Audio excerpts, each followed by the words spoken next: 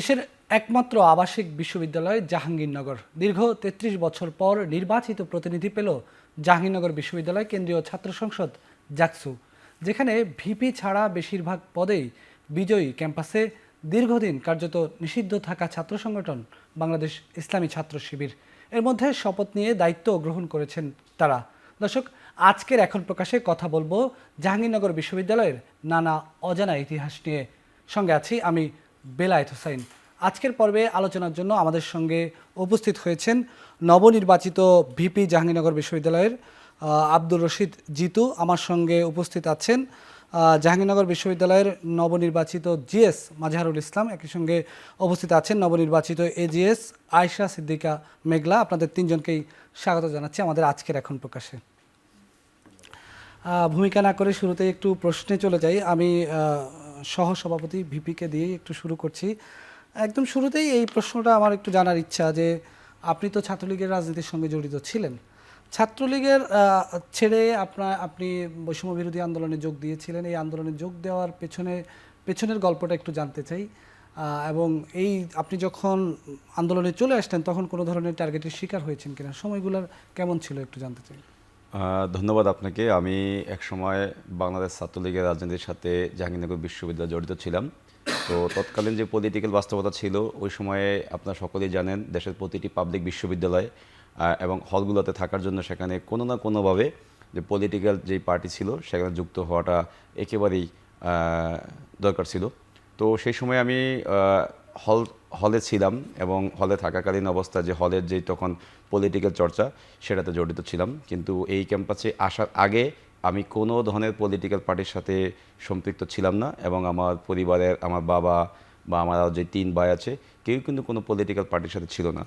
তারপরে যখন আমি ক্যাম্পাসে এসেছি, ক্যাম্পাসে এসে সেই 2018 সাল থেকেই যখন যে কোনো যৌক্তিক বিষয়ে আমি সবসময় প্রতিবাদী ছিলাম এবং আমি একটু স্বাধীনচেতা ছিলাম। আমি হয়তো পলিটিক্যাল পার্টির সাথে ছিলাম, এটা সত্য কথা, কিন্তু কখনোই কোনো অন্ধভক্ত ছিলাম না বা দলকানা ছিলাম না। আমার কাছে যেটা মনে হয়েছে যৌক্তিক আমি সেখানে কথা বলেছি এবং যখন দেখেছি যে বিষয়ে আসলে আমার কথা না বললেই নয় সেখানে কিন্তু আমি প্রতিবাদ করেছি। এর জন্য তখন তৎকালীন যেই ছাত্রলীগের নেতৃবৃন্দ ছিল তাদের দ্বারা বিভিন্নভাবে আমি হেনস্থার শিকার হয়েছি। আমি বিভিন্ন সময় শিবির ট্যাগ খেয়েছি, বিভিন্ন সময় বামপন্থী ট্যাগ খেয়েছি। কেননা আমি দেখেছিলাম যে একটি হলে থাকাকালীন সময়ে একজন শিক্ষার্থী যতটুকু সুযোগ সুবিধা পাওয়ার দাবি রাখে, আমি দেখেছিলাম যে ছাত্রলীগের ছেলেপেলে তাদের পেশিশক্তি রাজনীতির কারণে যে একটি সিটের জন্য যে বছরের পর বছর তাদের বড় ভাইদের পিছনে পিছনে ঘুরতে হয়েছে। বছরের পর বছর দেখেছি আমি কীভাবে ডাইনিং ক্যান্টিনগুলোকে তারা বাকি খেয়ে সেখানে আধিপত্য বিস্তার করেছে। এবং এই যে তাদের ইচ্ছায় ছাত্রলীগের সঙ্গে জড়িত ছিলেন নাকি অনিচ্ছায়?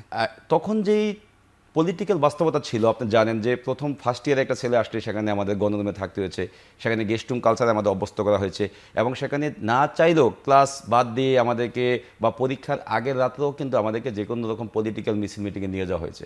এবং এটা শুধুমাত্র আমি না, এটা তখন ফার্স্ট ইয়ারে প্রতিটি ছেলেপেলের কিন্তু এরকম অভিজ্ঞতাই মধ্যে দিয়ে গেছে। এবং যখন আমি দেখেছি 2024-এর গণঅভ্যুত্থান, সেই গণঅভ্যুত্থানের আমি দেখেছি যে অন্য অন্য বিশ্বের দেশগুলো যখন মেধাকে গুরুত্ব দিয়ে মেধাভিত্তিক দেশ গঠনের স্বপ্ন নিয়ে তারা এগিয়ে যাচ্ছে, সেখানে বাংলাদেশের মতো একটি উন্নয়নশীল দেশে সেখানে 56% কোটা রাখা হয়েছে চাকরি ক্ষেত্রে। তো আমার কাছে মনে হয়েছে এই বিষয়টি নিয়ে আসলে আমাদের কথা বলা দরকার। এবং 2018-তে যখন আমরা প্রথম ক্যাম্পাসে এসেছি তখনও কিন্তু আমরা যেই কোটা সংস্কার আন্দোলন আমরা ফার্স্ট ইয়ারে হওয়া সত্ত্বেও কিন্তু সেই আন্দোলনে আমরা যোগ দিয়েছি এবং তখনও কিন্তু আমরা আমাদের যে হলের ইমিডিয়েট সিনিয়র বা ছাত্রলীগের যারা সিনিয়র ছিলেন এই শুধুমাত্র আন্দোলনে যাওয়ার কারণে তাদের দ্বারা বিভিন্নভাবে আমরা র্যাগিংয়ের শিকার হয়েছিলাম। এবং 24-এ এসে যখন আমরা অনেকটাই বুঝতে শিখেছি, আমরা এই সময় এসে কিন্তু আর কাউকে দ্বারা আসলে কি ভয় পাইনি এবং সকল রক্তচক্ষুকে উপেক্ষা করে আমরা সেই 1 জুলাই থেকে আমি জাহাঙ্গীরনগর বিশ্ববিদ্যালয়ের আন্দোলনে ছিলাম এবং প্রথম দিন থেকেই আমি আন্দোলনের একেবারে সম্মুখ সারিতে যাই। তো আমার কাছে যে বিষয়টা মনে হচ্ছে যে এই যৌক্তিক বিষয়ে আমাদের সকলেরই কথা বলা দরকার। জাহাঙ্গীরনগর বিশ্ববিদ্যালয়ে ছাত্রলীগ করতে হলে আপনি যেহেতু ছাত্রলীগের পদধারীও ছিলেন বা ছাত্রলীগের পদের জন্য আপনি চেষ্টা করেছিলেন, সেই জায়গায় ছাত্রলীগ করতে হলে তো নানা ধরনের র্যাগিং কালচারের মধ্য দিয়ে যেতে হয় এবং গেস্ট রুম নেওয়া, নানা ধরনের এই কাজগুলোর সঙ্গে কি আপনি জড়িত ছিলেন কিনা? দেখেন, আমি সবসময় অন্যায় যেগুলো ছিল তার বিরোধিতা করেছি। এজন্য আমাকে বিভিন্ন সময় আমি একটু আগে বলেছি যে আমাকে বামপন্থী বলে ট্যাগ দেওয়া হতো এবং প্রগতিশীল চিন্তাভাবনা লালন করি এরকমও বলা হতো। তো আমি সবসময় এরকম অপরাজনীতির যে চর্চাটা সেটা থেকে সবসময় দূরে ছিলাম। গণরুম কালচার, গেস্ট রুম কালচার বা পেশি শক্তির রাজনীতি, দিনের পর দিন যে রুম দখল করা, রুম পলিটিক্স, তো এগুলা থেকে আমি সবসময় দূরে ছিলাম এবং আমি চেষ্টা করেছি এত সবসময়। কিছুর পরেও ছাত্রলীগ দ্বারা যখন দেখলেন যে ছাত্রলীগ এত কিছু করছে, তারপরে কেন ছাত্রলীগ করতেন? দেখেন, প্রথম দিকে না হয় আমরা বুঝলাম যে প্রথম বর্ষে বাধ্য হয়ে করেছেন, এরপরেও কেন ছাত্রলীগের সঙ্গে ছিলেন? আমি অনেক সময় চেষ্টা করি সেখান থেকে বের হয়ে যাওয়ার, কিন্তু আসলে ওই সময় এমন একটা আসলে আমি বলবো গোলক দাদার মতো ছিল যে আমাদের বন্ধু বান্ধব বা সবাইকে মোটামুটি ওখানে থাকতে হয়েছে, এক প্রকার বাধ্য হয়েই থাকতে হয়েছে। তো আমরা চেষ্টা করছি যে এই যে আধিপত্যটা সেটাকে যে কোনো মূল্যে ভাঙার জন্য, এবং 24-এ আমরা সেই সুযোগটা পেয়ে যাই এবং আমরা দেখেছি যে আমরা সমস্বরে যে তখন যে অন্যায়গুলো ছিল কথা বলতে চেয়েছিলাম, কিন্তু বিক্ষিপ্তভাবে যদি আমি একা তখন কথা বলতাম তখন তো দেখা যায় আমাকে বিভিন্নভাবে দমন পীড়নের শিকার হতে হতো। 24-এ যখন দেখেছি আমরা বিশাল একটা সংখ্যক গোষ্ঠী যে আমরা এই বিষয়ে কথা বলার সুযোগ পেয়েছি এবং আমরা দেখেছি আমার আশেপাশে চতুর্দিকে ডানে বামে যে অনেক লোক অন্যায়ের বিরুদ্ধে কথা বলতেছে, এবং ওই সময় কিন্তু আমি সেই সুযোগটি কাজে লাগিয়েছি এবং অন্যায়ের বিরুদ্ধে মাঠে নেমেছিলাম। জি, ধন্যবাদ। একটু মাঝারুল ইসলামের কাছে যেতে চাই, নির্বাচিত জিএস, আপনি ছাত্র শিবিরের সরাসরি সেখানকার নেতা, দায়িত্বশীল। আপনার কাছে প্রশ্ন হচ্ছে, ছাত্র শিবির তো দীর্ঘদিন কার্যত নিষিদ্ধ ছিল, জাহাঙ্গীরনগর বিশ্ববিদ্যালয় বলা হয় প্রায় 37 বছরের মতো নিষিদ্ধ ছিল। সেই জায়গায় ছাত্র শিবির একেবারে এসেই এতগুলো পদে বিজয়ী হওয়া, এটা কি কোনো স্বাভাবিক ঘটনা? আসলে যখন আপনারা নিষিদ্ধ ছিলেন, নিষিদ্ধ থাকা অবস্থায় আপনারা কোনো ধরনের কৌশলের আশ্রয় নিয়েছিলেন কিনা, বা আপনাদের এই রাজনৈতিক জার্নিটা কেমন ছিল নিষিদ্ধ থাকা অবস্থায়? জি, ধন্যবাদ। ছাত্র শিবিরকে আসলে ছাত্র শিবির আসলে নিষিদ্ধ ছিল না। ছাত্র শিবিরকে জোরপূর্বক তার কার্যক্রম বাধাগ্রস্ত করে রাখা হয়েছিল। ছাত্র শিবির তার নিজ পরিচয়ে কখনো রাজনীতি করতে পারেনি। এখানে আসলে নিষিদ্ধের ঘটনাটি আসে না, এর আগেও ব্যাখ্যা দিয়েছিলাম। এই দীর্ঘ সময় পর, দীর্ঘ 35 বছর পর, এই দীর্ঘ 35 বছর ছাত্র শিবির তার প্রকাশ্য কার্যক্রম করতে পারেনি, কিন্তু তার যারা জনশক্তি ছিল, যারা ছাত্র শিবিরের আইডেন্টিটিকে ধারণ করতেন, তারা বিভিন্ন প্রতিকূলতার শিকার হয়েছিলেন বিভিন্ন সময়। ছাত্র শিবিরের এই যে পরিচয়টি যখনই সামনে আসা হয়েছিল তখনই তারা জুলুমের শিকার হয়েছিলেন, তারা নির্যাতনের শিকার হয়েছেন, তারা এই ক্যাম্পাস থেকে বহিষ্কার, ছাত্রত্ব নিয়ে যেতে পারেনি এমনও শিকার হয়েছেন, এবং এমনকি হত্যাকাণ্ডের শিকার হয়েছিলেন। তো এই দীর্ঘ 35 বছর কার্যত সাংগঠনিক কার্যক্রম পরিচালনা ও প্রকাশ করতে না পারলেও তারা তাদের নিজেদের যেই সেলফ ডেভেলপমেন্ট কিংবা আত্মিক কিংবা স্পিরিচুয়াল যে প্র্যাকটিসগুলো, সেই প্র্যাকটিসগুলো নিজেদের মধ্যে চলমান রেখেছে। আমরা আমাদের নিজেদের স্বাভাবিক যেই কার্যক্রম বিশ্ববিদ্যালয়ের শিক্ষার্থী হিসেবে সেই জায়গাগুলো চলমান ছিল, কিন্তু কোনো প্রকার রাজনৈতিক কার্যক্রমে ছাত্র শিবির সঙ্গত কারণে সামনে আসতে পারেনি। কিন্তু তার যে এনভায়রনমেন্টটা ছিল, ছাত্র শিবিরের প্রত্যেক জনশক্তিকে আমরা মনে করি একটি ইনস্টিটিউশন। তো এক একটি ইনস্টিটিউট যখন তার নিজের জায়গায় নিজের এরিয়া ফাংশন করবে, এবং দীর্ঘ 35 বছর পর যখন 24-এর গণঅভ্যুত্থানের পর ছাত্র শিবির তার প্রকাশ্য কার্যক্রম শুরু করতে পারলো, তখন এই প্রত্যেকটি ইনস্টিটিউট তখন একটি রোল মডেল হয়ে গিয়েছে। সে জায়গা থেকে তার জন্য পরবর্তী যে কার্যক্রম, সে পরবর্তী কার্যক্রম কেমন কিংবা এই দীর্ঘ সময় ছাত্র শিবির কেমন ছিল, যেটা বাস্তবতা, সে বাস্তবতার রূপটি আসলে সবাই দেখতে পেয়েছে।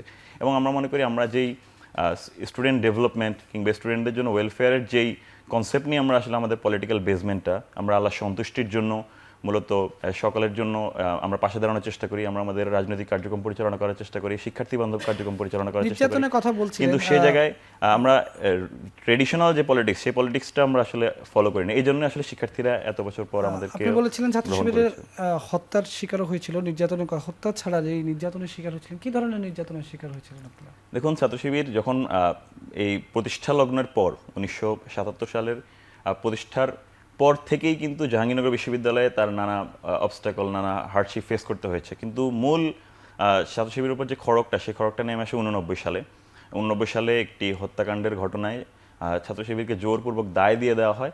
এবং এই দায় দেওয়ার যেই কালচার, সেই দায় দেওয়ার কালচারটা সেখান থেকে শুরু হওয়ার পর থেকেই বিশ্ববিদ্যালয় ক্যাম্পাসে ছাত্র শিবির নিধন একটা কালচার হয়ে যায়। পলিটিক্যাল পার্টিগুলো ছাত্র শিবিরকে খুঁজে ছাত্র শিবিরের যে ট্রেডগুলো রয়েছে, তার যে স্পিরিচুয়াল ট্রেনিংগুলোর যে ট্রেডগুলো রয়েছে, সেই ট্রেডগুলো ধরে ছাত্র শিবিরকে আসলে সেইখান থেকে নিধন করা হয়, শুদ্ধি অভিযান চালানো হয়। আমি যদি কয়েকটি ঘটনা উল্লেখ করি, 1989 সালের 15ই আগস্ট আলবেরনি হলের নাদির আহমেদ ভাইয়ের কক্ষে হামলা করা হয়, 4টি কক্ষে ভাঙচুর করা হয়, এবং সেইখানে কিন্তু আমাদের শহীদ কামরুল ইসলাম ভাইকে ওই সময়ে আসলে ভাসানী হলে আমাদের কামরুল ইসলাম ভাইকে শহীদ করা হয় 94 সালের দিকে। 92 সালে শিবির সন্দেহে 8 নামাজি শিক্ষার্থীকে হল থেকে বিতাড়িত করা হয়, এবং একই সাথে 95 সালের 12 নভেম্বর শুদ্ধি অভিযান চালিয়ে প্রায় শতাধিক নামাজি শিক্ষার্থীকে হল থেকে বের করে দেওয়া হয়। মূলত তাদের এই ট্রেডগুলো ছিল সবসময় এরকমই, যে তারা ছাত্র শিবিরকে আইডেন্টিফাই করার চেষ্টা করতো বিভিন্ন ট্যাগ বিভিন্নভাবে দিয়ে, কিন্তু যারা আসলে মূলত ছাত্র শিবিরের সঙ্গে সরাসরি সম্পৃক্ত ছিল তাদের জন্য এই জায়গাটা অনেক বেশি প্রতিকূল হয়ে যেত। এই কারণে আসলে দীর্ঘ সময় তারা নির্যাতনের শিকার হয়ে তারা তাদের শিক্ষার্থীদের কাছাকাছি যাওয়ার যেই মানসিকতা, সেই মানসিকতার বহিঃপ্রকাশ ঘটাতে পারেনি। জি, মেঘলা, আপনার কাছে একটু আসতে চাই। আপনি তো শিবিরের রাজনীতির সঙ্গে সেই অর্থে জড়িত না। শিবিরের যেই ভাতৃপ্রতিম বা শিবিরের যেই সহযোগী সংগঠন রয়েছে ইসলামী ছাত্রী সংস্থা, যতদূর আমি টকশোতে আসার পূর্বে আপনার সঙ্গে আমি যতদূর আলোচনা করেছিলাম, আপনি বলেছেন ছাত্রী সংস্থার সঙ্গে আপনি জড়িত না, কিন্তু আপনি ইসলামী অনুচর্চার মধ্যে দিয়ে চলছেন। আপনি হিজাব পরেন। আমি দেখেছি আপনি যেদিন বিজয়ী আপনার নাম ঘোষণা করা হয়েছে, বিজয়ী হিসাবে হিজাব হিজাব বলে স্লোগানে মুখরিত করা হয়েছে। জাহাঙ্গীরনগর বিশ্ববিদ্যালয়ের নানা ধরনের কালচার সম্পর্কে আমরা জানি। সেখানকার মেয়েরা একটু প্রগতিশীল চিন্তা করতেই পছন্দ করে। সেই জায়গায় আপনি এই জায়গা থেকে এসে আপনার কাছে কি মনে হয়, কেন আপনার প্রতি শিক্ষার্থীরা আস্থা রাখলো? আচ্ছা, প্রথমে ধন্যবাদ। সেটা হচ্ছে আমি বিশ্ববিদ্যালয়ে প্রায় 5 বছর ধরে শিক্ষার্থীদের জন্য কাজ করে এসেছি। 3.5 বছর সাংবাদিকতা করেছি এবং 1 বছর অ্যাক্টিভিজমের সাথে জড়িত ছিলাম। তো শিক্ষার্থীরা আমাকে দেখেছে যে আমি কখনো কাগজে কলমে তাদের জন্য কাজ করেছি, কখনো হচ্ছে গিয়ে প্রতিবাদ করে দাবি আদায় করেছি। তো শিক্ষার্থীরা আমাকে চিনতো যে আমি কে, এবং আমার ভিতরে স্বচ্ছতা তারা জানতো, তারা আমার ভালো কাজ যেগুলো জানতো, সেই দিক থেকে শিক্ষার্থীরা আমাকে মেনে নিয়েছে। ছাত্র শিবিরের সঙ্গেই কেন জড়িত হলেন? আচ্ছা, শিবির তো জাহাঙ্গীরনগর বিশ্ববিদ্যালয়ে ছিলই না এই নির্বাচনের আগে। শিবিরের সঙ্গে পরিচয়টা কিভাবে হলো, বা শিবিরকে কেন বেছে নিলেন? আচ্ছা, আমি যেহেতু কোনো রাজনৈতিক সংগঠনের সাথে জড়িত ছিলাম না, আমাকে হচ্ছে 4টি রাজনৈতিক সংগঠন আমার সাথে যোগাযোগ করে তাদের প্যানেলে জোটবদ্ধ হওয়ার জন্য। তো সেখান থেকে আমি বাকছাসের নামও বলতে পারি, ছাত্র শিবিরে বলতে পারি, আরও একাধিক প্যানেল ছিল। তো সেখান থেকে আমার মনে হয়েছে যে তাদের ভিতরে কিছু অন্তঃক্রন্দল ছিল। যেমন আমাকে যদি ভিপি আমাকে অ্যাপ্রোচ করে, সেটা আবার নাকি জিএস জানতে পারে না, এবং তাদের ভিতরে এমন একটা ছিল যে পদ একটা, কিন্তু সেই পদে মানুষ চায় 3 জন। তো দেখা গিয়েছে যে সেখান থেকে কেউ কেউ প্যানেল থেকে বের হয়ে আবার স্বতন্ত্র নির্বাচন করেছে। ছাত্রদল এবং বাকচাষে দুটোতেই দেখা গিয়েছে এই ধরনের ঘটনা। তো আমার কাছে মনে হচ্ছে যে তাদের নিজেদের ভিতরে যখন ঝামেলা, সেখানে আমি গিয়ে তো আরেকটু সমস্যা হয়ে যাবে। তো সেই জায়গা থেকে আবার ছাত্র শিবিরের তাদের অনেক অর্গানাইজড একটা সংগঠন ছিল, তাদের সাথে কথা বলে আমার মনে হয়েছে যে এখানে গেলে আমি ভালো করতে পারবো এবং শিক্ষার্থীদের জন্য কাজ করতে পারবো, সেজন্য জোটবদ্ধ হওয়া। আর নির্বাচনের আগে কিন্তু ছাত্র শিবির ছিল, তারা প্রকাশ্যে এসেছে প্রায় 1.5 বছর হবে, মেবি 1 বছর বা 1.5 বছর হবে। তো তারা ক্যাম্পাসে আসার পরে প্রকাশনা উৎসব করেছে, তারপরে ইফতার আয়োজন করেছে, কোরবানি ঈদের সময় তারা শিক্ষার্থীদের জন্য মানে পশু করে তাদের জন্য খাওয়ার ব্যবস্থা ছিল, হেলথ ক্যাম্প ছিল, শিক্ষাবৃত্তি ছিল, এবং আমি হেলথ ক্যাম্পে ভলেন্টিয়ার হিসেবে ছিলাম, যেটা ছাত্র শিবির আয়োজিত ছিল। এবং ছাত্র শিবিরের যারা কমিটিতে আছে তাদের অনেককে হচ্ছে আমি আগে থেকে চিনতাম, কারণ তারা বিভিন্ন সামাজিক সংগঠনের সাথে জড়িত ছিল। যে শিবিরের নামে এত অভিযোগ, নানা ধরনের অভিযোগের কথা আমরা শুনি সামাজিক যোগাযোগ মাধ্যমে, বিভিন্ন ধরনের কথা আসে শিবিরের নামে। শিবিরকে গুপ্ত সংগঠন বলে অভিযোগ করা হয়, শিবিরকে নানা ধরনের ট্যাগিং দেওয়া হয়। সেই জায়গা থেকে আপনার কেন মনে হয়েছে যে শিবিরকেই বেছে নিতে হবে? এটি কি নৈতিকভাবেই বেছে নিয়েছেন, নাকি শুধুমাত্র জয়ের জন্য এসেছেন? না, জিনিসটা শিবিরের বিরুদ্ধে যে অভিযোগগুলো আছে, সেই অভিযোগগুলোরও কতটা সত্যতা পেয়েছেন? শিবিরের উপর সবথেকে বেশি যে অভিযোগটা আছে সেটা হচ্ছে তারা নারী বিদ্বেষী, এবং তারা ক্যাম্পাসে এসে ইসলাম কায়েম করবে, শিক্ষার্থীদের উপর বোরকা বা হিজাব আরোপ করবে। কিন্তু আমরা দেখেছি যে তারা বিভিন্ন কিন্তু সামাজিক সংগঠনের সাথে জড়িত ছিল, এবং সেখানে কিন্তু ছাত্রীরাও ছিল, তারা কিন্তু শুধু আলাদা সংগঠন ছিল না। তো তাদের সাথে যেসব ছাত্রীরা মিশেছে, তাদের যদি জিজ্ঞাসা করেন যে সেই ব্যক্তিটা আসলে কেমন, সে শিবির কিনা, সেটা জিজ্ঞাসা করা দরকার নেই, সে ব্যক্তিটা কেমন, মানুষ স্বীকার করতে বাধ্য হবে যে সে খুবই চমৎকার একজন মানুষ। এবং আমরা যে নারী বিদ্বেষী বা নারীদের জন্য নিরাপদ নাই ধরনের যে একটা চিন্তা আছে, সেটা শুধু আমাদের জাকসুর যে ফিমেল প্রার্থী তারা না, যারা ঢাবিতেও ছিল তাদের সাথে আমরা দেখা গিয়েছে যে প্যানেলে আমরা 17-18 ঘন্টা একসাথে কাজ করেছি, আমাদের কখনো 1 সেকেন্ডের জন্য মনে হয়নি যে তারা আমাদের জন্য অনিরাপদ। এই ধরনের একটা ট্যাগিং, এটা হচ্ছে আসলে ভুল। আর অবশ্যই জয়ের জন্য আসি নাই, নৈতিক মতাদর্শও মিলেছে সেই জায়গা থেকেও আসা। জি, আমি আব্দুর রশিদ জিতু ভাইয়ের কাছে একটা প্রশ্ন নিয়ে যাব। সেটি হচ্ছে আপনি নির্বাচিত হয়েছেন, বলা যায় যে স্বতন্ত্র থেকে একা নির্বাচিত হয়েছেন। আপনার প্যানেলে বেশিরভাগই শিবির, কোনো চাপের মধ্যে থাকবেন কিনা এ বিষয়ে আমি জানবো, তবে তার আগে নিচ্ছি ছোট্ট একটা বিরতির পর ফিরে এসে আবার আলোচনায় যুক্ত হব।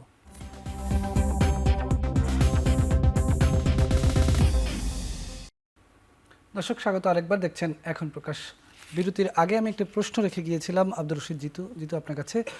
সেটি হচ্ছে ভিপি পদে আপনি স্বতন্ত্র প্যানেল থেকে বা স্বতন্ত্র হয়ে নির্বাচিত হয়েছেন, কিন্তু এই যে কেন্দ্রীয় ছাত্র সংসদ গঠিত হলো সেখানে বেশিরভাগ পদেই শিবিরের প্রার্থীরা জিতে এসেছে।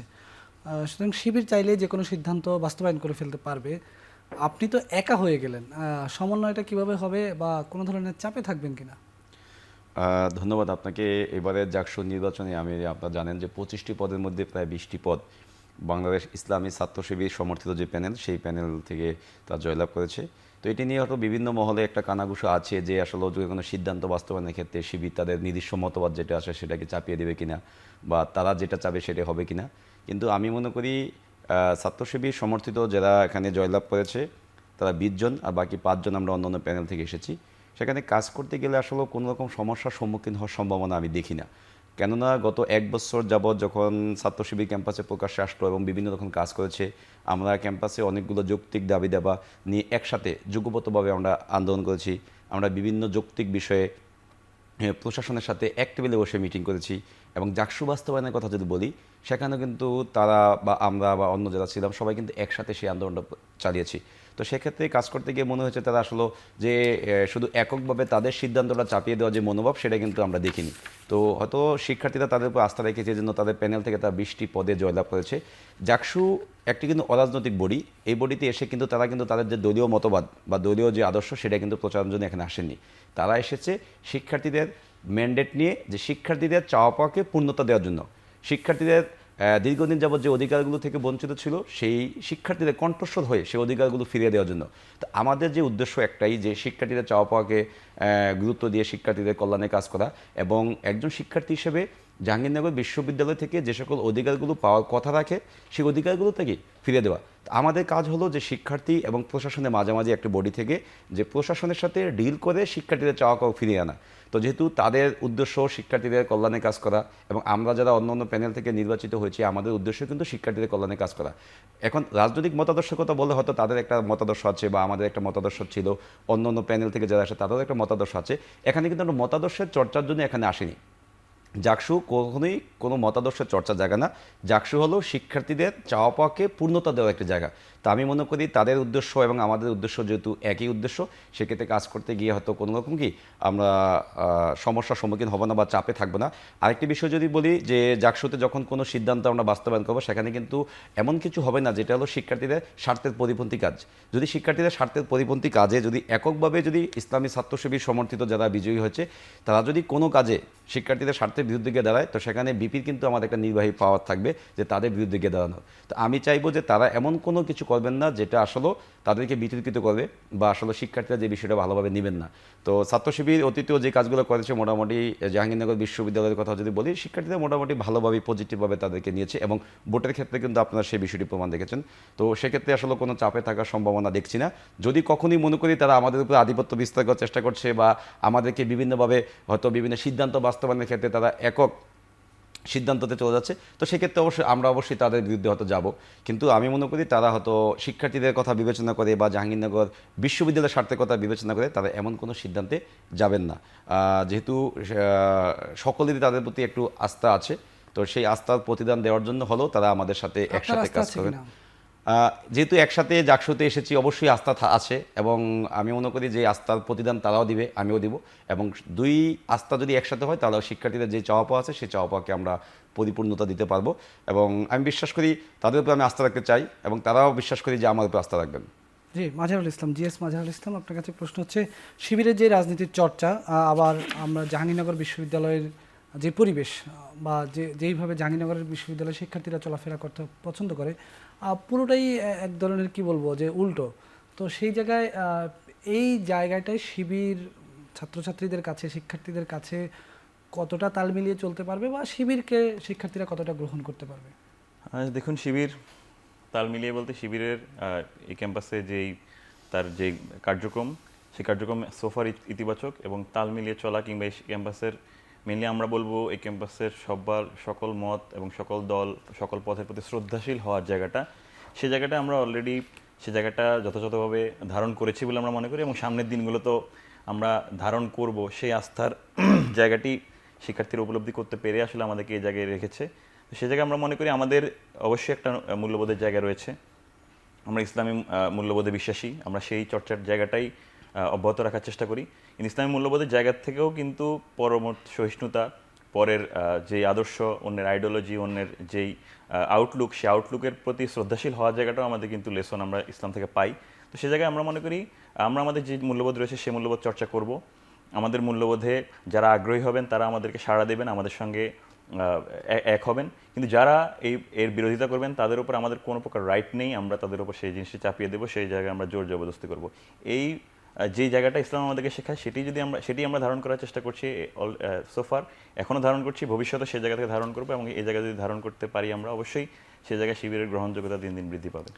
সামাজিক যোগাযোগ মাধ্যমে আমরা দেখি বিভিন্ন কথা চাউর হয় জাহাঙ্গীরনগর বিশ্ববিদ্যালয় সম্পর্কে, বিশেষ করে ফজরের নামাজের সময় যারা মসজিদে যায় তাদেরকে এক ধরনের টার্গেট করা হয়। এই বিষয়টার আসলে বাস্তবতা কতটুকু? দেখুন, এই শব্দটা হয় না, হতো। এই হতোটাও তাও এটা মেইনলি আমি এর আগে যেই কনটেক্সটে বলেছিলাম, বিভিন্ন ঘটনাগুলো বলেছিলাম, এই ক্যাম্পাসে শিবিরের পরিচয় পাওয়ার পরের যেই নির্যাতনের জায়গাটা, এটা মেইনলি 89-এর পরের ঘটনা।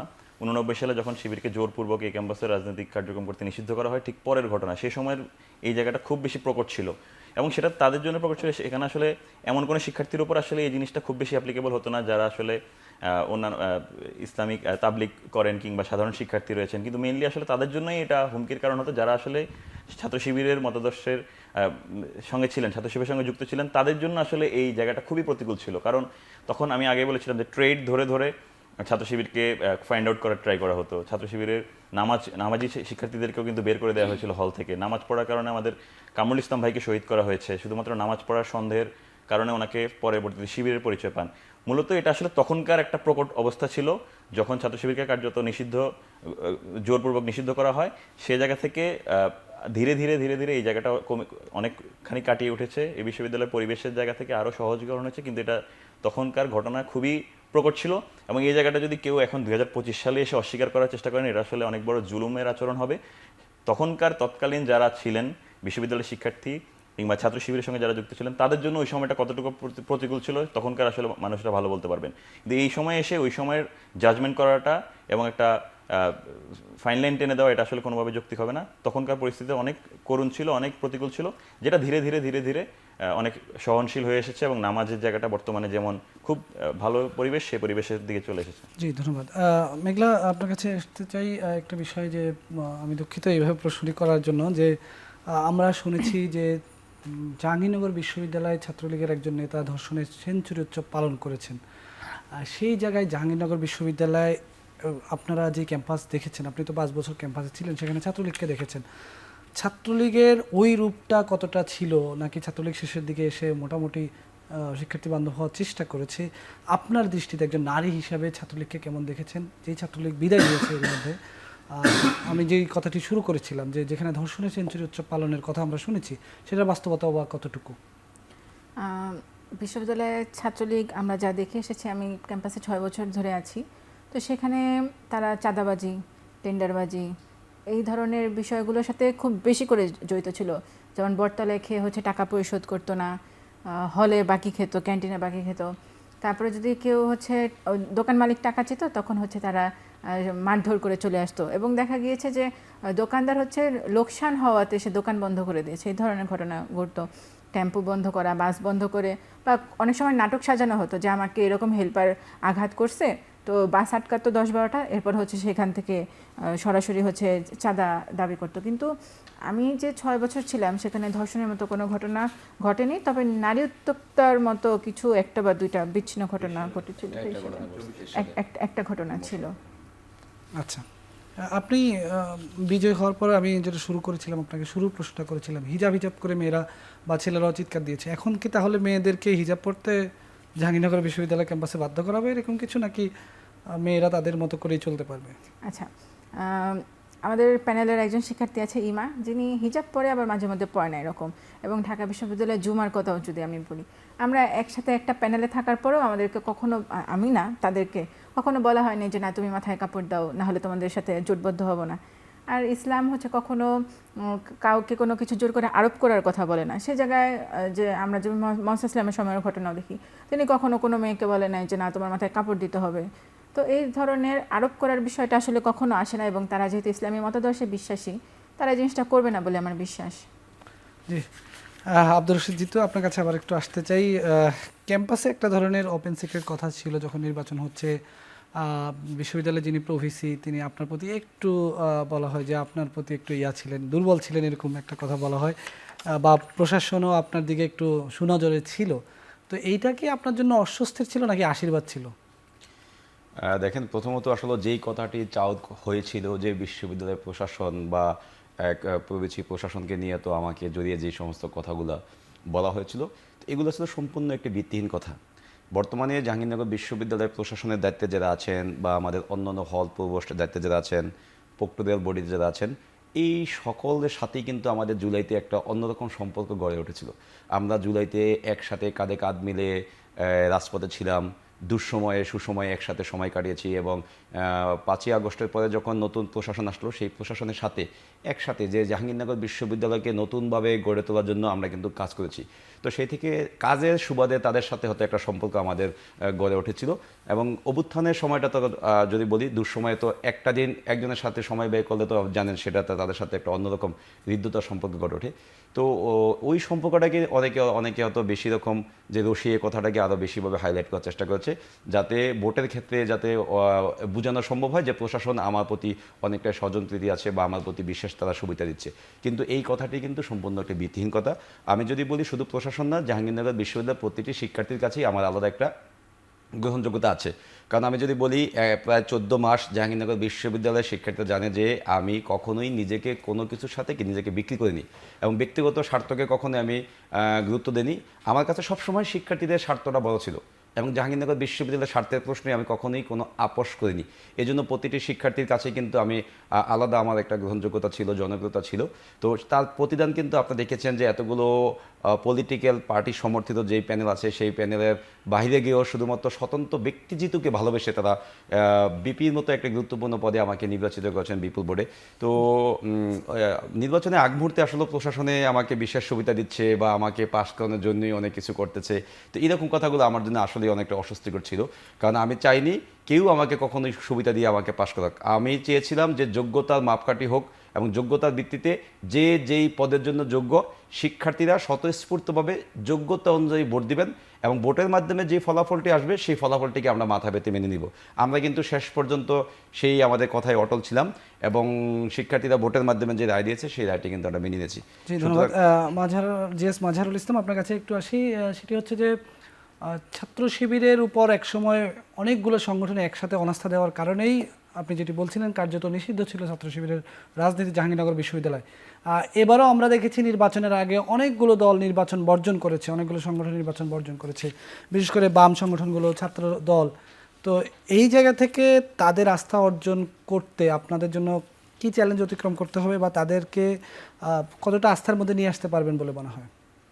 দেখুন, এই যে জোরপূর্বক কারোর প্রতি অনাস্থা, জোরপূর্বক কারোর রাজনীতির ক্ষেত্রে বাধা তৈরি হওয়া, এটা যেমন 89-এও দেখা গিয়েছে, এখন এই 2025-এও 2024-এও এই জায়গার একটা প্রতিফলন দেখা গিয়েছে। কিন্তু আসলে আমরা দেখতে পেয়েছি 24-এর সাথে 89-এর একটা তফাৎ এই জায়গায় যে 24-এর শিক্ষার্থীরা তাদের মতের প্রতিফলন ঘটাতে পেরেছে এবং জানাতে পেরেছে যে তাদের এই জোরপূর্বক নিষিদ্ধ করা, জোরপূর্বক তাদেরকে প্রতিকূলতা তৈরি করা, এই জায়গাটা আসলে কতটুকু এটা যে আসলে লেজিটিমেট না, সেটা 89 আর 24-এর মধ্যে এটাই ফারাক। তো আমরা যে জায়গা থেকে আমরা আমাদের যে রাজনৈতিক চর্চা, আমাদের যে শিক্ষার্থী বান্ধব রাজনীতি চর্চা, আমাদের যে কাঠামো, সেই কাঠামোতে সবসময় আমরা সবাইকে সাথে নিয়ে চলার ক্ষেত্রে অনেক বেশি কমফোর্টেবল। আমরা আমাদের বিভিন্ন কর্মসূচিতে তাদেরকে আমরা আহ্বান জানাই, আমরা তাদের সঙ্গে দাওয়াত দিই, আমরা তাদের কর্মসূচিতে আমরা যেতাম, সবসময় আমরা চেয়েছি আমাদের জায়গা থেকে তাদের অন্তর্ভুক্ত করার ক্ষেত্রে তাদের সঙ্গে আমাদের যেন কোনো প্রকার দূরত্ব না থাকে। তাদের একটা গ্রাউন্ড, ইন্টারেস্টের গ্রাউন্ড রয়েছে, আমরা সেই গ্রাউন্ডের প্রতি শ্রদ্ধাশীল থাকার চেষ্টা করেছি। আমরা তাদের যে বিভিন্ন আউটলুক রয়েছে সেই জায়গায় আমরা শ্রদ্ধাশীল থাকার চেষ্টা করেছি। সেই জায়গা থেকে আমরা চেয়েছি আমরা সবাই মিলে একসাথেই এই বিশ্ববিদ্যালয়কে নিয়ে যেতে চাই, এগিয়ে নিয়ে যাব। সে জায়গায় তাদের মধ্যে এখনও কিছু হয়তো দূরত্বের জায়গা রয়েছে। আমরা আশা রাখছি সামনের দিনগুলোতে আমরা এখনও যেভাবে বলে যেতে চাই, আমরা জাকসু দ্বারা নির্বাচিত হওয়ার দ্বারা শুধুমাত্র আমরা বিজয়ী হয়েছি এটা আমরা বলতে চাই না, আমরা তাদেরকেও এই জায়গায় বিজয়ের অংশীদার করতে চাই। তাদের যেই স্বপ্নগুলো রয়েছে, তাদের যেই ভাবনাগুলো রয়েছে এই বিশ্ববিদ্যালয় নিয়ে, সেই ভাবনাগুলোর প্রতিফলনও আমাদের দ্বারা করতে চাই। সেক্ষেত্রে আমরা এখনও ইতিবাচক, আমরা সবাইকে সাথে নিয়ে চলবো। কোনো প্রকার বিদ্বেষ, কোনো প্রকার রেষারেষি কিংবা কাদা ছোড়াছুরির যে রাজনৈতিক চর্চা, সেই রাজনৈতিক চর্চায় আমরা কোনোভাবেই প্রাসঙ্গিক নই, তারাও প্রাসঙ্গিক হবে না, সেটাই আমরা আশা রাখছি। সবাই মিলে তার বিশ্ববিদ্যালয়ের যে কমন ইন্টারেস্ট গ্রাউন্ড, সেই ইন্টারেস্ট গ্রাউন্ডকে সামনে রেখে এগিয়ে চলে যাবো, এটাই আসলে আমাদের জায়গা থেকে আহ্বান, এবং আমরা এর লক্ষ্যেই কাজ করে যাচ্ছি, কাজ করে যাব। জি, মেঘলার কাছে একটা প্রশ্ন থাকবে, সেই প্রশ্নটা আমি বিরতির পরে শেষ করব। এখন নিচ্ছি ছোট্ট একটি বিরতির পর ফিরে এসে আবার যুক্ত হবো আলোচনায়।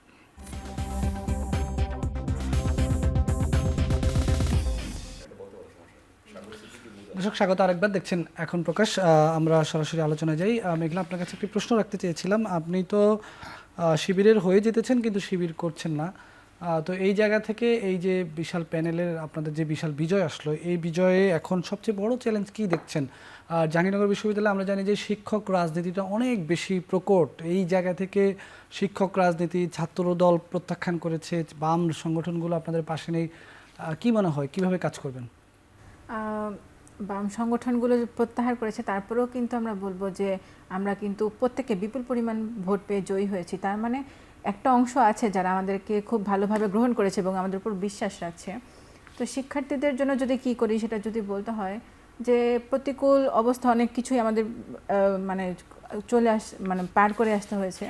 সে ভিতরে আমি সাইবার বুলিংটা যদি বলি, এটা আমাদের প্রায় প্রত্যেকটা প্রার্থী সাইবার বুলিংয়ের শিকার হয়েছে। তবে আমি বলবো যে এর ভিতরে আমি সব থেকে বেশি বুলিংয়ের শিকার হয়েছি। দেখা গিয়েছে যে যেই মতাদর্শের শিক্ষার্থীরা সবসময় নারী স্বাধীনতার বুলি আওড়ায়, কিন্তু আমি শুধুমাত্র একটা মানে ইসলামী সংগঠনের প্যানেল থেকে নির্বাচিত হয়েছি দেখে তারা আমাকে সরাসরি রিয়েল আইডি থেকে তারা কটাক্ষ করতো, এবং তারা সরাসরি এভাবে বলেছে যে আমি যেই প্যানেল থেকে নির্বাচনে দাঁড়িয়েছি আমার জন্য এটাই কাম্য। এবং সাইবার বুলিং এত পর্যায়ে চলে গিয়েছিল, সেটা রিয়েল আইডি হোক বা বট আইডি হোক, একটা পোস্ট করলে সেখানে কমেন্ট সেকশন ভরে যেত, আমি কমেন্ট কখনো চেক করি না, এরকম অবস্থা। তো এখানে এত নোংরা নোংরা কথা আসে, কখনো পর্ন তারকার সাথে তুলনা করা হয়, কখনো পুরুষের লিঙ্গের সাথে তুলনা করা হয়। এবং যখন আমাদের ভোট গণনা চলতেছে ওই দিন একটা আমার পোস্টে কমেন্ট আসছে যে এই যে ফ্রি মিক্সিং করি, এখান থেকে আমি গর্ভধারণ করব এবং পরে বলবো যে বৈবাহিক ধর্ষণ হয়েছে, এই ধরনের নোংরা নোংরা প্রচুর কথা আসে। তবে এখানে কিন্তু আমি বলবো যে যারা নারী স্বাধীনতার কথা বলে তারাই এখানে সব থেকে বেশি হস্তক্ষেপ করেছে। শুধুমাত্র আমি ইসলামী সংগঠনে এসেছি, এবং এই কারণে কিন্তু যখন আমার নাম ঘোষণা হয়েছে সিনেটে সেদিন সবাই হিজাব হিজাব বলে করেছে, কারণ এটা দিয়ে দেখিয়েছে যে শুধুমাত্র আমি ইসলামী মতাদর্শের একটা প্যানেলে নির্বাচন করেছি দেখে আমাকে যে এত হেয় করা হয়েছে, সেজন্য মানুষ আমাকে জিতিয়েছে এবং দেখিয়েছে যে না, আমার ভিতরে যোগ্যতা আছে, এই আর কি। জি, জিতু ভাই, আপনার কাছে প্রশ্নটা হচ্ছে, জাহাঙ্গীরনগর বিশ্ববিদ্যালয় আমরা জানি যে 2023 সালে একটা নিপীড়ন বিরোধী মঞ্চ হয়েছিল। আপনি তো তখন ছাত্রলীগ করতেন, তো সে সময় ঘটনাটা আসলে কি ছিল?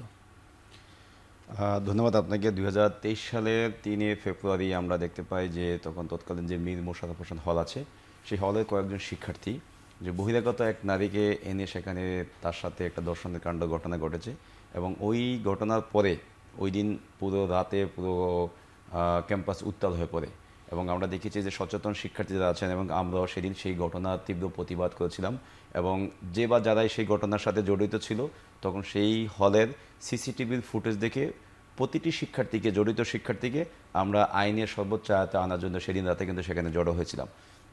এবং আমরা দেখেছি দেখেন ওই যে এমএস হল থেকে যে বা যারা অপরাধীদেরকে সেদিন পালিয়ে যেতে সহায়তা করেছিল তাদেরও কিন্তু আমরা শাস্তি দেওয়ার। কারা সহযোগিতা করেছিল? কিছু কিছু শিক্ষার্থী ছিল। শিক্ষার্থী তারা কোন দলে ছিল? তারা তখন ছাত্রলীগের ব্লকে ছিল এবং ছাত্রলীগের রাজনীতির সাথে জড়িত ছিল, এবং তারাই কিন্তু মূল যে কালপ্রিট, যারা মূল অভিযুক্ত, তাদেরকে পালিয়ে যেতে অর্থাৎ পিছনে গেট দিয়ে পালিয়ে যেতে সহায়তা করেছিল। এবং আমরা শিক্ষার্থীরা ওই দিন যারা ছিল সকলেই কিন্তু এই যারা পালিয়ে যেতে সহায়তা করেছিল তাদেরকে ধরে ফেলে, এবং একজন যে মূল ভিকটিম তাকে কিন্তু সেখানে ধরা হয়, এবং পুলিশের গাড়িতে যখন তাকে তোলা হয়েছিল সেখানে আমরা দেখেছি যে আমাদের যারা বোনেরা ছিল বা আমরা যারা ছিলাম সেদিন জোতা নিক্ষেপ করা হয়েছিল, এবং তাদেরকে উদ্দেশ্য করে বিভিন্ন রকম যে মন্তব্য আমরা করেছি। জাহাঙ্গীরনগর বিশ্ববিদ্যালয় বাংলাদেশের মধ্যে একমাত্র একটি বিশ্ববিদ্যালয় যেখানে আমার বোনেরা শতভাগ নিরাপদ বলে আমরা মনে করি, এবং তারা যে কোনো সময় যে কোনো জায়গায় নিরাপদে এবং নির্বিঘ্নে যেতে পারে। সেই 2000 সালে যদি আমরা বলি, সে মানিকের যে দর্শনকাণ্ড ঘটনার পর থেকে সে আমাদের সেই সাহসী নারীরা, আমি বলবো জাহাঙ্গীরনগর বিশ্ববিদ্যালয়ের সাহসী নারীরা কিন্তু সেদিন সেই জাদু মিছিল করেছিল, এবং মানিকের মতো সেই কালপ্রিটকে জাহাঙ্গীরনগর বিশ্ববিদ্যালয় থেকে বিদায় করে তারা দেখিয়ে দিয়েছিল যে নারীরা কখনোই অন্যায়ের সাথে আপোষ করে না, এবং জাহাঙ্গীরনগরের নারীরা তারা যে কোনো অন্যায়ের সবার আগে প্রতিবাদ করে। আমরা তারপরে যদি ঘটনাগুলো বলি, প্রতিটি ঘটনায় দেখেছি যে নারীরা সবসময় যে কোনো অন্যায়ের বিরুদ্ধে সম্মুখ সারিতে ছিল, এবং 2024-এও আমরা যখন গণঅভ্যুত্থান চলছিল তখনও দেখেছি জাহাঙ্গীরনগরের নারীরা সবসময় যে ডাল হিসাবে আমাদের সামনে ছিল। তো ওই ঘটনার পরে ক্যাম্পাসে একটা ব্যাপক পরিবর্তন আসে, এবং আমরা দেখতে পাই সেখানে নিপীড়ন বিরোধী একটা মঞ্চ হয়, এবং সেখানে তৎকালীন আমাদের ছাত্রলীগের যে ক্যাম্পাসের একসময় সাবেক সভাপতি ছিল মাহমুদুর রহমান জনি, এবং সে কিন্তু তখন পাবলিক হেলথ অ্যান্ড ইনফরমেটিক্স ডিপার্টমেন্টের শিক্ষকও ছিল, সহকারী প্রক্টরের দায়িত্ব ছিল। তারও কিন্তু একটি অভিযোগ ছিল, এবং তিনিও কিন্তু এক শিক্ষার্থীর সাথে সেখানে একটা নিপীড়নের কাণ্ডে জড়িত ছিলেন, এবং তাকেও কিন্তু সেখানে চাকরিচ্যুত করা হয়েছিল। তো আমি সেলুট জানাই ওই সময় নিপীড়ন বিরোধী মঞ্চের সাথে যে সকল শিক্ষক বা প্রতিবাদী শিক্ষার্থীরা জড়িত ছিলেন তারা কিন্তু সেই প্রায় 46 দিনের একটানা যে আন্দোলনটি হয় সেই আন্দোলনে তারা সফল হয়েছিলেন, এবং তারপরেই কিন্তু জাহাঙ্গীরনগর বিশ্ববিদ্যালয়ের একটা আমূল পরিবর্তন আসে, এবং শিক্ষার্থীরা সেই আন্দোলনের ফসলটি কিন্তু পায়। ওই নিপীড়ন বিরোধী মঞ্চে যে সকল ফেজগুলো উঠে এসেছিল তারাই কিন্তু পরবর্তী সময় দেখেছে বেশ কয়েকটি ফেজ এসে 24-এর গণঅভ্যুত্থানে তারা কিন্তু নেতৃত্ব দিয়েছিল। তো ওই সময় ঘটনাটি আসলে আমাদের জন্য একটি বড় একটা অর্জন হিসেবে আমি মনে করি। সেটা হলো ছাত্রলীগের হাতে এই ক্যাম্পাসের নারীরা কখনোই আসলে নিরাপদ ছিল না।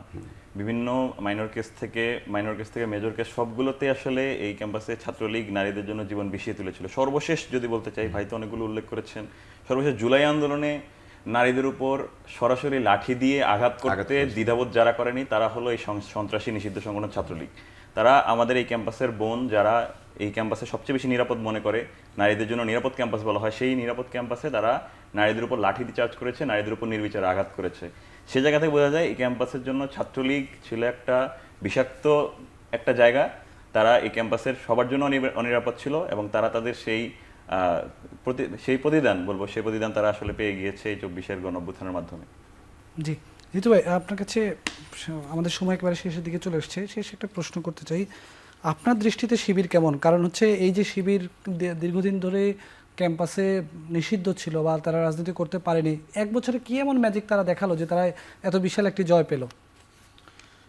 ধন্যবাদ আপনাকে, আসলে খুব কঠিন একটি প্রশ্ন করেছেন, কারণ শিবিরের সাথে আমাদের জানাশোনা বা ওঠা বসা খুবই কম ছিল, কারণ দীর্ঘদিন ধরে ক্যাম্পাসে তারা মানে মুক্ত বাতাসে তাদের যে অ্যাক্টিভিটিস সেগুলি করার কোনো সুযোগ ছিল না। আমরা দেখতে পাই 2024-এর গণঅভ্যুত্থানের পরবর্তী সময় এসে তারা আসলে প্রকাশ্যে আসে, এবং দীর্ঘ 37 বছর পর তারা ক্যাম্পাসে কিন্তু প্রকাশ্যে এসেছে।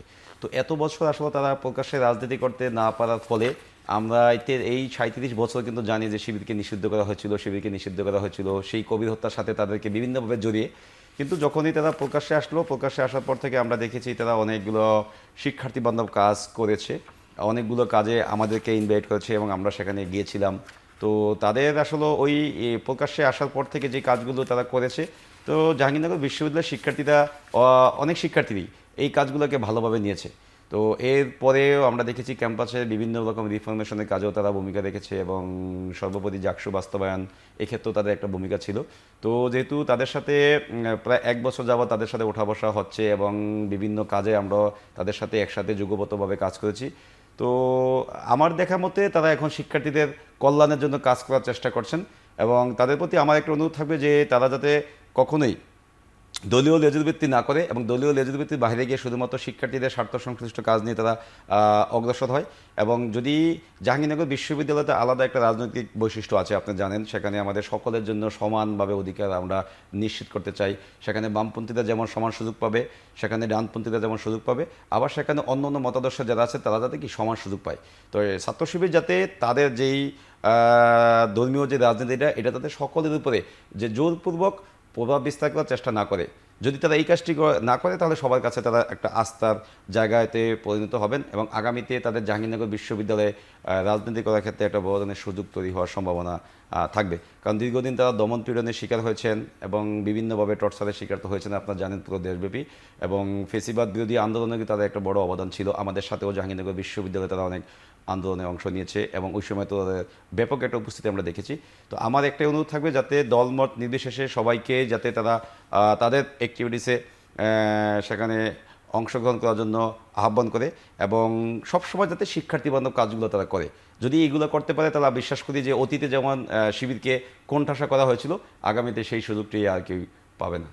জি, একদম শেষের দিকে চলে আসছি। জিএস মাজহারুল ইসলাম, আপনার ছোট ভাই ফায়াজ জুলাই আন্দোলনের অন্যতম পরিচিত একটি মুখ, তার সম্পর্কে একটু শুনতে চাই। তবে তার সাথে আরেকটা প্রশ্নের উত্তর দেবেন, সেটা হচ্ছে জাহাঙ্গীরনগর বিশ্ববিদ্যালয়ের বলা হয় এটি লিবারেল একটি বিশ্ববিদ্যালয়। সেই লিবারেল বিশ্ববিদ্যালয়ে ছাত্র শিবিরের মতো একটা ধর্মভিত্তিক দল আসলে কাজ করতে গিয়ে কতটা কঠিন পথ মারাতে হবে আপনাদেরকে? আচ্ছা, ছাত্র হ্যাঁ, ফাইয়াজের জুলাই আন্দোলন একটা গুরুত্বপূর্ণ ভূমিকা ছিল এবং আমার ছোট ভাই, আপন ছোট ভাই।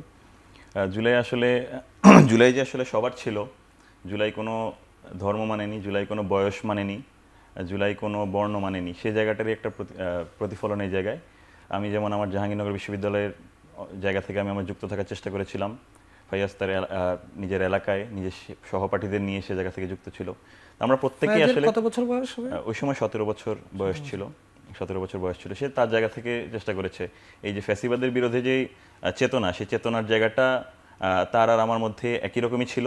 এবং আমরা মনে করি সারা বাংলাদেশের প্রত্যেকটা মানুষ যারা আসলে জুলুমতন্ত্রের বিরুদ্ধে দাঁড়িয়েছে, যারা আসলে মজলুমের পক্ষে দাঁড়িয়েছে এবং সত্যের পক্ষে দাঁড়িয়েছে, তারা সবাই সেই জায়গা থেকে একত্রিত হয়েছে। সে জায়গায় ভাই বোন কিংবা স্বামী স্ত্রী কেউই আসলে সে জায়গায় বাদ ছিল না। আর দ্বিতীয়ত, এই জায়গায় লিবারেল যে জায়গাটা বলা হয়, ছাত্র শিবির, ইসলাম এই জায়গায় সবচেয়ে সহনশীল। লিবারেল শব্দটা যদি বর্তমান পশ্চিমা ধারার লিবারেল বলা হয়, সে জায়গায় লিবারেল শব্দটা আসলে তার মান হারায়। তবে ইসলাম সর্বোচ্চ লিবারেল। ইসলাম সর্বোচ্চ লিবারেল এই অর্থে, ইসলাম সবার মতের সর্বোচ্চ শ্রদ্ধা দেয়, সবার মতের উপর সর্বোচ্চ শ্রদ্ধাশীল এবং সবার যে নিজের চয়েস, সেই চয়েসের উপর শ্রদ্ধাশীল। ইসলাম নিজের মূল্যবোধকে সবাইকে গ্রহণ করার ক্ষেত্রে আগ্রহবোধ তৈরি করে এবং সেই জায়গা থেকে ইসলামের জায়গাটা অনেক বেশি সুন্দর। তো ছাত্র শিবির সেই জায়গাটায় যেহেতু গ্র্যাব করার চেষ্টা করে, ক্যাম্পাস পার্সপেক্টিভে ছাত্র শিবিরের যদি এই জায়গাটাকে আরও ভালোভাবে লালন করতে পারে, ধর্মীয় মূল্যবোধের জায়গাটা আরও বেশি চর্চা করতে পারে, আল্লাহর উপর যেই বিশ্বাস রেখে দুনিয়ার ভোগবাদী মানসিকতা পরিহার করে শুধুমাত্র আখিরাতের কল্যাণের জন্য যে কাজের ধারা, সেই কাজের ধারা অব্যাহত রাখতে পারে, আল্লাহ আমাদের জন্য সবচেয়ে বেশি সাহায্যকারী হবে। আমরা যদি ইসলামের গণ্ডির বাইরে না গিয়ে ভুল ভ্রান্তি না করি, আমাদের গ্রহণযোগ্যতা।